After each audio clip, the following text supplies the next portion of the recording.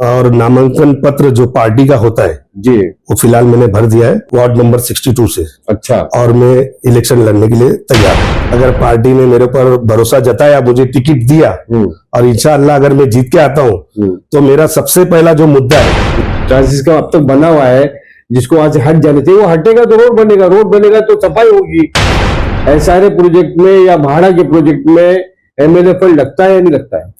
मेरा एमएलए जी से भी रिक्वेस्ट है, मेरा पर्सनल रिक्वेस्ट है। हमारा उन लोगों को भी जवाब है जो हारून खान साहब की हिमायत कर रहे हैं या उनका बचाव करने की कोशिश कर रहे हैं कि आप कह रहे हैं कि ये फंड जो है हारून खान साहब का नहीं है, लेकिन हर पोल हर लाइट के खंभे पे तो हारून खान साहब लटके हुए नजर, माफ कीजिए, उनके कटआउट लटके हुए नजर आ रहे हैं। और जो रोड के ऊपर है, जिनकी वजह से ट्रैफिक जाम हो रही है, उनको बीएमसी यहाँ से हटावे।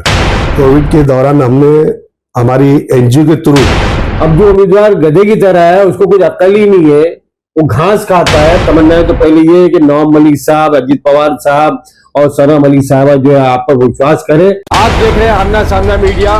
वीडियो को शेयर कीजिए, चैनल को सब्सक्राइब नहीं किया है आपने तो सब्सक्राइब जरूर कर दीजिए।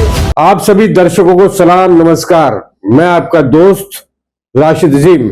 आज हमारे साथ में जो नौजवान शख्सियत बैठी है वो जोगेश्वरी वर्सोवा विधानसभा की जानी मानी शख्सियत है और राष्ट्रवादी कांग्रेस पार्टी अजीत पवार ग्रुप के वर्सोवा विधानसभा के तालुका अध्यक्ष है। आइए हम उनसे बात करते हैं मौजूदा हालात पर और आने वाले चुनाव पर। बहुत सारी बातें होंगी, बहुत सारे सवालात आएंगे, जो रोजमर्रा के सवालात है आम जनता के वो भी आएंगे। और मजहर खान ने अब तक जो है सामाजिक कार्यकर्ता की हैसियत से और एक राजनीतिक पार्टी के ताल्लुका अध्यक्ष होने के नाते उन्होंने क्या काम किए हैं उस पर भी हम रोशनी डालेंगे। मजहर खान साहब, आमना सामना मीडिया में आपका इस्तकबाल है, स्वागत है। नमस्ते, आदाब, सत श्री अकाल, अस्सलाम वालेकुम। वालेकुम अस्सलाम। मजहर भाई, बहुत चर्चा में माशाल्लाह आप जबरदस्त काम कर रहे हैं और इसीलिए हमने सोचा क्यों ना आपसे बात की जाए। और अनकरीब जो है मुंबई महानगर पालिका के चुनाव भी है और चुनाव में बहुत सारे उम्मीदवार उतरेंगे इस वर्षों विधानसभा से। तो आपका क्या ख्याल है इस आने वाले चुनाव को लेकर? क्या मैदान में उतरना है आपको? इलेक्शन लड़ेंगे और लड़ेंगे तो किस वार्ड से लड़ेंगे? सबसे पहले मैं राशिद भाई आपका शुक्रिया अदा करता हूँ। और नामांकन पत्र जो पार्टी का होता है जी, वो फिलहाल मैंने भर दिया है वार्ड नंबर 62 से। अच्छा। और मैं इलेक्शन लड़ने के लिए तैयार हूँ। जिस तरह से आपने बताया कि वार्ड नंबर 62 से आप लड़ेंगे, तो यहाँ वर्सोवा विधानसभा में वैसे कितने वार्ड है यहाँ पर? जो मेरा वार्ड है वो वार्ड नंबर 62 है। अच्छा, मैंने वहां से नामांकन भरा है। और वर्सोवा विधानसभा में 6 वार्ड आते हैं जी। 6 की 6 वार्ड में वर्सोवा तालुका अध्यक्ष होने के नाते हम 6 वार्ड पूरा लड़ाएंगे जी। राष्ट्रवादी कांग्रेस पार्टी जी घड़ी के सिंबल पे। तो पार्टी की जो आला हाई कमान जो लीडरान है, जैसे नवाब मलिक साहब है, अजीत पवार साहब है या और जो लोग भी है, उनसे आपकी बात जारी है? हमारी बात कंटिन्यू चर्चा होती रहती है जी। नवाब मलिक साहब से भी, और जो यहाँ के इंचार्ज है नवाब मलिक साहब उनसे, और सना मलिक और बाकी के आला अधिकारी, और हमारे उत्तर पश्चिम जिला के अध्यक्ष अजय विचारे, शिवाजी राव नलावड़े साहब, हमारी चर्चा हो रही है। हमको अगर गठबंधन नहीं होता है तो 6 का 6 सीट पे हमको लड़ना है जी। अच्छा, ये बताइए कि वर्सोवा विधानसभा में, क्योंकि जाहिर सी बात है इलेक्शन लड़ने के लिए ना एक पूरी टीम होनी चाहिए, कार्यकर्ता होना चाहिए। आपके पास फौज अगर है तो आप कोई भी जंग जीत सकते हैं, लड़ सकते हैं। तो यहाँ पर क्या स्ट्रेंथ है कार्यकर्ताओं की और कितने तालुका में आपको ऐसा लगता है कि हम यहाँ पर ताकत से लड़ पाएंगे?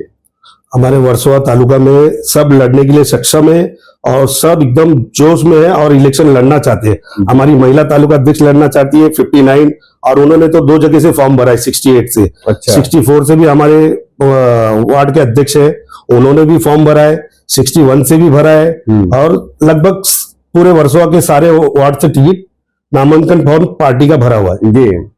जिसे काफी सीटों पर मुंबई महानगर पालिका की महिलाओं का काफी चर्चा है कि महिलाओं को रिजर्व सीट दी जा रही है। वो 50% तो महिलाओं के लिए रिजर्व है और उसमें ओबीसी भी है। यहाँ पर वार्ड नंबर जो है 63 जो है शायद ओबीसी हो गई, जनरल ओबीसी हो गई। तो वहां पर आप लोग महिला कैंडिडेट उतारेंगे या कोई ओबीसी जेंट्स रहेगा? नहीं, वहां पर ऐसा है कि 63 में हमारे पास दो कैंडिडेट है, महिला कैंडिडेट भी है और पुरुष कैंडिडेट भी है। अच्छा। दोनों ने पार्टी का नामांकन पर भरा हुआ है। अच्छा, बहुत अच्छी बात।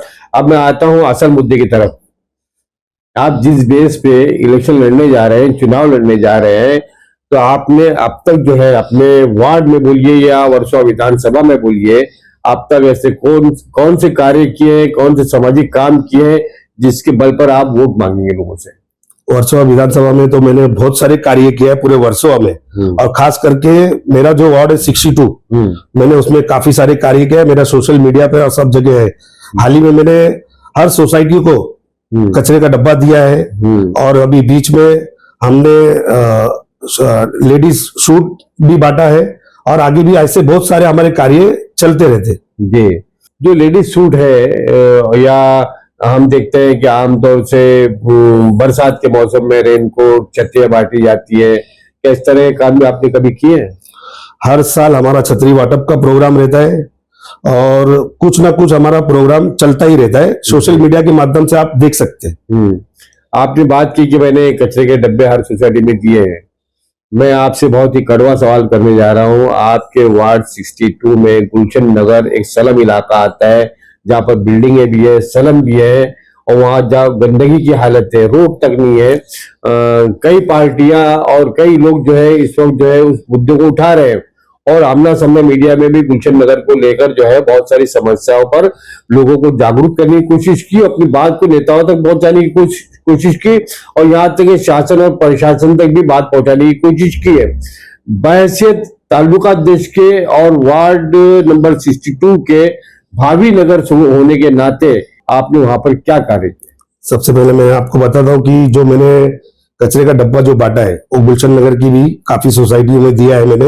उन्होंने मुझे लेटर दिया था, मैंने उनको कचरे का डब्बा दिया है। और जो गुलशन नगर की हालात है उसके लिए मुझे गुलशन नगर से बहुत लोगों का कॉल आया कि भाई हमारे वहाँ ऐसी ऐसी तकलीफ है, जिसके लिए मैंने बीएमसी को पत्र दिया, बार बार दिया। उसके बाद भी फिर मैंने हमारे एमएलए माननीय सना मलिक मैडम जी के थ्रू भी, मैडम ने भी लेटर दिया है, वो मेरा लेटर अटैच करके हमने बीएमसी वार्ड ऑफिसर चक्रपानी अल्ले को दिया है, और चक्रपानी अल्ले से मिला भी है। उन्होंने आश्वासन दिया है कि जल्द से जल्द ये काम होगा, लेकिन उनका मानना ऐसा है कि ये जो रोड आता है वो एसआरए में आता है। अच्छा, ऐसा है, तो इसके लिए थोड़ा सा पेपर वर्क करके वो काम वहां पर होगा। बाकी दूसरे लोग ने भी वहां पर फॉलोअप किया है, और दूसरे लोग भी फॉलोअप कर रहे हैं। देखते, काम होने से मतलब है, कोई भी कराए, पब्लिक को सुविधा होना चाहिए, पब्लिक को आने जाने का रास्ता मिलना चाहिए, साफ सफाई मिलना चाहिए वहां पर। जी, जैसे कि चक्रपानी इल्ले जी हो, वार्ड के वेस्ट के जो हमारे वार्ड ऑफिसर साहब है, तो बोला कि ये गुलशन नगर का रोड जो है ये बीएमसी के अंडर में नहीं आता है, और आप भी ये बात कह रहे हैं।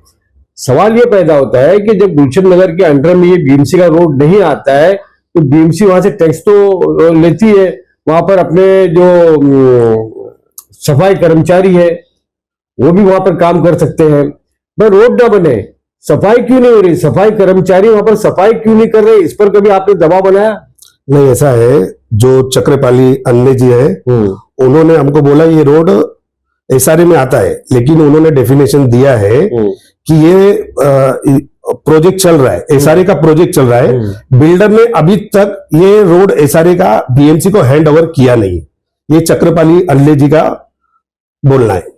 तो बिल्डर ने आज कितने 15 बरस से जो बिल्डर वो सोसाइटी को हैंड ओवर नहीं कर रहे हैं, वहां ट्रांसिट स्कैम जो अवैध तरह से ट्रांसिट स्कैम अब तक बना हुआ है, जिसको वहां से हट जाने चाहिए, वो हटेगा तो रोड बनेगा, रोड बनेगा तो सफाई होगी, बहुत सारी चीजें हैं। तो इस पर बहुत सारे सवाल खड़े किए जा सकते हैं, और आगे भी हम इस पर सवाल उठाते रहेंगे, और आपकी तरफ से भी हम चाहते हैं कि आपकी पूरी ताकत लड़े, क्योंकि हम देखते हैं कि के वेस्ट में बहुत अच्छा काम है आपका, आप लोगों की शिकायतें के वेस्ट के अधिकारियों तक ले जाते रहते हैं। अब जैसे गुलशन नगर में पानी का मसला है, अब पानी की लाइन तो बीएमसी की आ रही ना, जो वो एसआरए के अंडर में है या बिल्डर का प्रोजेक्ट है, वाटर सप्लाई है, वो तो बीएमसी दे रही है, और वाटर सप्लाई के बिल भी वसूल कर रही है, लेकिन जब रोड बनाने की बात आती है तो बीएमसी हाथ उठा लेती है। चलिए, उसके बावजूद भाई एसआरए का प्रोजेक्ट है या एसआरए के अंडर में रास्ते आते हैं, या महाड़ा का भी प्रोजेक्ट है, महाड़ा के रास्ते हैं, वहाँ एमएलए फंड तो इस्तेमाल होते हैं ना, हो सकते हैं। या आपकी नॉलेज के मुताबिक में मुझे ये हो सकता है मेरी मालूमात कम हो, एसआरए प्रोजेक्ट में या महाड़ा के प्रोजेक्ट में एमएलए फंड लगता है या नहीं लगता है? नहीं, एमएलए फंड तो लग सकता है। अभी वो एमएलए का लुकावट है कि एमएलए जी अभी तक काम क्यों नहीं चालू करवाए। मेरा एमएलए जी से भी रिक्वेस्ट है, मेरा पर्सनल रिक्वेस्ट है कि गुलशन नगर की हालत बहुत खराब है सर, आप वहां पर जल्द से जल्द वहां पर काम चालू कराइए। जी, इससे पहले जो भी वहां पर, चाहे वो बलदेव खोसला जी हो, चाहे हमारी ताई हो जो थी इससे पहले एमएलए, उन्होंने भी वहां पर ध्यान नहीं दिया। लेकिन लोगों ने परिवर्तन की निगाह से या परिवर्तन चाहते हुए हारून खान साहब को यहाँ पर एमएलए बनाया। लेकिन हारून खान साहब के दोस्त जो है वो हमारे फेसबुक पे या यूट्यूब पे आके कमेंट करते हैं कि आप जो है जो इससे पहले एमएलए गुजर गए या नगर सेवक गुजर गए, उनकी बात क्यों नहीं कर रहे हो? तो सवाल तो जो सत्ता में उनसे पूछा जाएगा ना, वो तो चले गए, तो अब जिम्मेदारी एमएलए की बनती है। हमारा उन लोगों को भी जवाब है जो हारून खान साहब की हिमायत कर रहे हैं या उनका बचाव करने की कोशिश कर रहे हैं कि आप सवाल जो गुजरे हुए विधायकों से क्यों नहीं पूछते हो, गुजरे हुए नगर सेवकों से क्यों नहीं पूछते हो? हम सवाल उन्हीं से पूछेंगे जो सत्ता में है। इसीलिए हारून खान साहब की जिम्मेदारी बनती है, और हारून खान साहब का काम है कि वहां पर जो बिल्डर है, एसआरए के जिम्मेदार है और महाड़ा की जिम्मेदारी, उनकी ज्वाइंट मीटिंग लेकर इसका क्या रास्ता नहीं निकाल सकते हैं? जो हमारे पुराने एमएलए थे उन्होंने काम नहीं किया, इसलिए लोगों ने उनको कहां से कहां पर बिठा दिया। जी, ऐसा है। अभी आने वाले दिनों में मेरा वापस से रिक्वेस्ट करता हूं मैं हारून खान साहब को कि ये गुलशन नगर के ऊपर ज्यादा से ज्यादा वो ध्यान दे, और लोगों को एक्चुअल बहुत तकलीफ है। अभी भी बहुत सारे कॉल आते हैं, मुझे भी आते हैं, और मेरा भी फॉलोअप चालू है और लोगों का भी फॉलोअप चालू है, लेकिन वहां पर काम होना चाहिए, ये मुझे लगता है। मैं आपको मजे की बात बताऊं मदर भाई, कि जहाँ सलम इलाके हैं, जहाँ एमएलए साहब को फंड लगाना चाहिए, मोमिन नगर जो एकदम डेवलप है, वहां की सोसाइटी का गार्डन बन जाता है मेरे साहब के फंड से। जो प्राइवेट गार्डन है, जो हमारी सूत्रों के अनुसार जो हमें खबर लगी है, वहां गार्डन बन जाता है। मोमिन नगर में कौन सी जरूरत है? वहां तो खुद पैसे वाले हैं, वहां इतने लोग पैसे वाले हैं कि अपना फंड पैसा लगा के वो काम करा सकते हैं। असल तो बेचारे गरीब जो है, मजदूर तबका जो है, गरीब है, जो सलम इलाके, वहां जरूरत है हारून खान साहब की और उनके फंड की। अब ये देखिए कि यहाँ वैशाली नगर में आप देख सकते हैं, आपने देखा होगा कि जो गटर का काम हो रहा है, 1 साल पहले गटर बनी हो, 1-1.5 साल पहले, और पक्की गटर है, रास्ता भी बहुत ज्यादा खराब नहीं था। तो बताइए ये कौन सी राजनीति? क्या आने वाले इलेक्शन की तैयारी कारपोरेशन के लिए ये लॉलीपॉप है लोगों को, ये क्या है? नहीं, ये आपको मैं बताना चाहता हूं कि ये जो रोड का काम हो रहा है, ये मेरे अनुसार इंफॉर्मेशन के हिसाब से ये सेंट्रल गवर्नमेंट काम करा रही है, ये शायद वहां पर उनका फंड लगा नहीं है। ये आप कह रहे हैं कि ये फंड जो है हारून खान साहब का नहीं है, लेकिन हर पोल, हर लाइट के खंभे पे तो हारून खान साहब लटके हुए नजर, माफ कीजिए, उनके कटआउट लटके हुए नजर आ रहे हैं। ऐसा है, मेरे इंफॉर्मेशन के मुताबिक ये जो फंड सेंट्रल गवर्नमेंट का है, ये सेंट्रल गवर्नमेंट के थ्रू काम हो रहा है। और क्या बोलते हैं अपना, ये जो कटआउट लगे हुए वो यहाँ के लोकल एमएलए है, लोकल विधायक है, तो उनके रिस्पेक्ट के हिसाब से वो बीएमसी और वो साथ में काम करते हैं। वहां तो दिया विधायक से हारून खान साहब के प्रयासों से। नहीं, जहां तक मेरी नॉलेज में है ये उनका फंड नहीं है। ये रोड का पेपर वर्क काफी दिनों से चालू है, ये रोड के लिए लेटर मैंने भी दिया था। अच्छा, ऐसा है, मेरे पास राइटिंग में लेटर है। अजीत गिलास सिग्नल से लेके ओशिवारा गार्डन तक का रोड काफी खराब था, मैंने काफी बार उसको बनवाया भी है, लेकिन वो अभी रोड का काम चालू हुआ है। अब ये बताइए 62 से आप राष्ट्रवादी कांग्रेस पार्टी अजीत पवार ग्रुप से जो है उम्मीदवार होने जा रहे हैं। हमारी दुआ है कि पार्टी आपको टिकट दे। जीतने के बाद में आपकी कौन से काम जो है जिसको आप पहली अहमियत देंगे, और अभी वहां की समस्याएं, फिलहाल आपको क्या लगता है वहां की समस्याएं क्या है? अगर पार्टी ने मेरे पर भरोसा जताया, मुझे टिकट दिया, और इंशाअल्लाह अगर मैं जीत के आता हूं, तो मेरा सबसे पहला जो मुद्दा है वो रोड की ट्रैफिक का है। अच्छा, रोड एसवी रोड के ऊपर और वैशाली नगर के ऊपर बहुत ज्यादा ट्रैफिक है, लोगों को बहुत तकलीफ है, और सोसाइटी के लोगों का भी कॉल आता है, वहां से लोकल रेसिडेंट्स का कॉल आता है कि भाई संडे के दिन हम लोग है ना, जो मार्केट लगती है उसकी वजह से हाउस अरेस्ट हो जाते हैं, तो आप इसका कुछ उपाय करिए। हमने काफी बार बीएमसी को लेटर दिया है, लेकिन उपाय हो रहा नहीं है। इंशाअल्लाह जल्द से जल्द इसका उपाय हो जाएगा। और दूसरी बात ये, जो फुटपाथ के ऊपर बैठे जिनके पास लाइसेंस है, मैं बीएमसी से रिक्वेस्ट करूंगा कि इनको बीएमसी हॉकर जोन में बिठावे, और जो रोड के ऊपर है जिनकी वजह से ट्रैफिक जाम हो रही है उनको बीएमसी यहां से हटावे। और दूसरा काम मेरा ये है एजुकेशन का, जो हमारे हाल ही में अजीत गिलास में जो बीएमसी का स्कूल है वो 7वीं तक है। अच्छा, मैं खुद भी वहीं पढ़ा हूँ, लेकिन मैं चाहता हूं कि वो 10वीं तक बने। इंशाल्लाह अगर मैं जीता कॉर्पोरेशन में गया तो सबसे पहला काम मेरा वो स्कूल का रहेगा 10वीं तक कराने का। दूसरा, अभी हॉस्पिटल का काम चालू है, तो हॉस्पिटल में लोग ज्यादा से ज्यादा अपना वहां पर सुविधा लेवे, उसके लिए मैं काम करूंगा। और सबसे बड़ी बात यह है क्या, जो गुलशन नगर का है, अगर ये कार्य में हो जाता है तो ठीक है, नहीं तो मैं कॉर्पोरेशन में पहुंचकर सबसे पहला गुलशन नगर का काम करूंगा। क्या बात है, वाह, बड़ी अच्छी बात है। और गुलशन नगर से वोट तो मिलेंगे आपको, अगर आप खड़े होते हैं लोगों की दुआएं भी मिलेगी। मुझे ऐसी उम्मीद है अगर आप काम करेंगे, आप काम करना चाहते हैं तो। आपने बात की इंक्रोचमेंट की, कि रोड पे जो हॉकर जोन बना के दिए जाए, जगह जगह फुटपाथ पर घेर लिए गए हैं।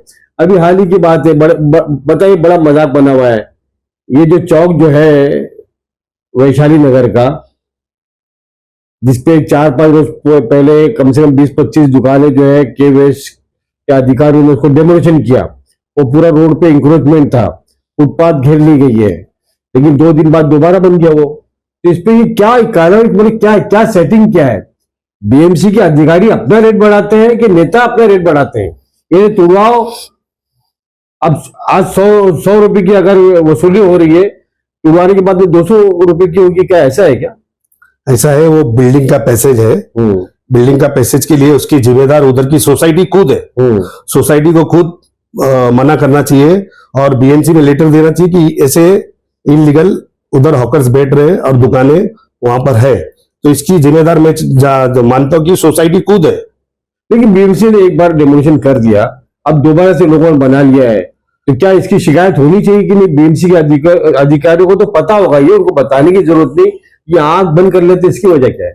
इसमें सबसे पहला सोसाइटी को फिर से आगे आना चाहिए और बीएमसी को पत्र देना चाहिए कि भाई ये फिर से बना है, ये लीगल है इलीगल है, इसका फैसला आप करिए और लोगों को इधर ज्यादा से ज्यादा सुविधा दिए, क्योंकि यहाँ पर लोग बहुत परेशान है। वैशाली नगर की जो सोसाइटी है वहां के लोग बहुत परेशान है, और आजू बाजू में जो रेसिडेंट्स है, लोकल लोग है, वो लोग भी बहुत परेशान है। वो परेशान है और साथ साथ रास्ते चलते राहगीर परेशान है, रिक्शा नहीं निकल पाती है, लोग नहीं निकल पा रहे हैं। अगर किसी को हादसा हो जाए, आग लग जाए, तो बताइए क्या क्या हालत होगा।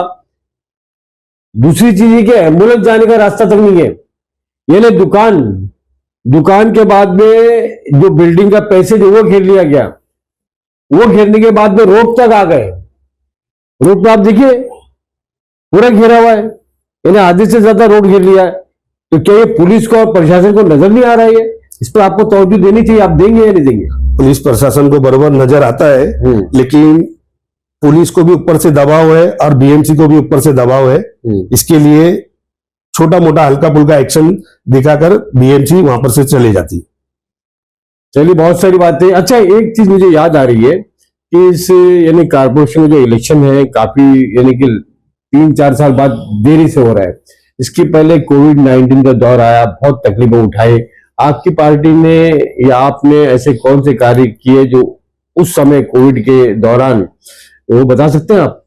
कोविड के दौरान हमने हमारी एनजीओ के थ्रू, द फैक्ट एनजीओ के थ्रू 3 महीना हमने वहां पर खाना बांटा। अच्छा। और 600 किट, पूरी 600 किट वहां पर लोगों को डिस्ट्रीब्यूट किया रोजाना। अच्छा। और लॉकडाउन में जो काफी सारे हम लोग ने बहुत सारे कार्य किए, सैनिटाइजर घर घर में मारे हमने, ऐसे बहुत सारे कार्य किए। वो जो लॉकडाउन था वो मैं ऊपर वाले से यही चाहता हूँ कि वैसा दिन कभी वापस ना आए। और इसके अलावा कुछ आपके जहन में, आपकी खिदमत, अवामी खिदमत, बॉम्बे से लेकर और जगह तक कौन सी खिदमत है जो आपने की है? काफी सारे कार्य किए, तो उसको बताने जैसा नहीं है। हमने पर्सनल भी लोगों को बहुत मदद किया है। तो वो बताने जैसा नहीं है। इसके लिए काफी हम लोग ने किट और ये सब वगैरह वगैरह बहुत सारे काम किए। अच्छा। पर्सनल हेल्प लोगों को बहुत किए, मेडिकल हेल्प भी बहुत किए, लेकिन पर्सनल जो हेल्प की वो बताने जैसा नहीं। आखिर में मैं आखिरी सवाल मेरा, और मैं चाहूंगा कि आप अपील करें। अपील इस बात की नहीं कि आपको वोट देने की अपील नहीं, अपील इस बात की कि चुनाव में लोग वोट देने नहीं निकलते हैं, जो कि परसेंटेज हमारा 45-50 से आगे जा नहीं पाता है कारपोरेशन में। इसको लेके आप क्या अपील करेंगे लोगों से? अब की बार ये जो चुनाव लेट हुआ है, तकरीबन आज से 8 साल हो गया है इस चुनाव को, कॉरपोरेशन के जी। तो इस बार लोगों में बहुत जागरूकता है। उसके बावजूद भी मैं लोगों से रिक्वेस्ट करूंगा कि ज्यादा से ज्यादा लोग अपना वोट डालने के लिए बाहर आइए, ज्यादा से ज्यादा मतों में वोट डालिए, किसको भी वोट दीजिए, लेकिन वोट डालने के लिए आप बाहर आइए। ऐसा है, अपना परसेंटेज बढ़ाइए। इसको भी वोट देंगे मतलब क्या हो गया? मैं बहुत सारे उम्मीदवार रहेंगे, अब जो उम्मीदवार गधे की तरह है, उसको कुछ अक्ल ही नहीं है, वो घास खाता है, पैसे के बल पे खड़ा हो गया, तो क्या उसको वोट दे देना चाहिए? मेरा मानना ऐसा है कि जो रोड के ऊपर 5 साल के ऊपर जो रोड पे काम किया है, आप उनको देखो, समझो और उनको वोट दो। अभी तो क्या है, बरसाती मेंढक बहुत बाहर आएंगे, अच्छा, बिल में से अपना अपना दावा करेंगे, वोट खरीदने की भी कोशिश करेंगे। जरूर जरूर बरसाती मेंढक बाहर आएंगे और अपना दावा करेंगे, मैं ये कर दूंगा, मैं वो कर दूंगा, लेकिन 5 साल रोड पे दिखते नहीं। अच्छा, आप जैसे बिल्डर नहीं है, बहुत बड़े, मैं समझता हूं कि इतना पैसा नहीं है कि आप लोगों को है ना बस वोट बांट के वोट चोरी कर ले या उनके वोटों में डाका डाल दें। आप फिर किस तरह वोट हासिल करेंगे? मैं मेरे काम के ऊपर लोगों से वोट मांगूंगा, और जो मैं खड़ा हो रहा हूँ, मेरा जो फ्रेंड सर्कल है, उन्होंने 5 साल देखा है, मैंने रोड के ऊपर काम किया है। हाँ, मैं 15 साल से मैं सोशल फील्ड में हूँ, लोगों की काम कर रहा हूँ। मैं रोज बीएमसी जाता हूँ, लेटर देता हूँ, फॉलोअप लेता हूँ, जो काम होते हैं, पुलिस स्टेशन जाता हूँ, हॉस्पिटल जाता हूँ, हॉस्पिटल में लोगों को एडमिट कराना रहता है, कुछ हो गया तो उसके लिए मैं जाता हूँ। तो लोग रोड के ऊपर जो है उसको देखकर वोट दीजिए, मेरा ऐसा मानना है। ये खैर के कम आपके जारी है और जारी रहेंगे इंशाल्लाह। इंशाल्लाह आगे भी जारी रहेंगे। हमारी नेक तमन्ना है तो पहले ये है कि नवाब मलिक साहब, अजीत पवार साहब और सना मलिक साहबा जो है आप पर विश्वास करे, आपको टिकट दे, हमारी ये दुआएं रहेगी और गुजारिश भी रहेगी। और इसी के साथ आपका बहुत बहुत शुक्रिया, आमना सामने के लिए आपने अपना वक्त दिया, कीमती समय दिया, बहुत बहुत शुक्रिया। कैमरा पर्सन शाहिन पटेल के साथ आपका दूसरा जिम। जय महाराष्ट्र, अल्लाह हाफिज। आप देख रहे हैं आमना सामना मीडिया। वीडियो को शेयर कीजिए, चैनल को सब्सक्राइब नहीं किया है आपने तो सब्सक्राइब जरूर कर दीजिए।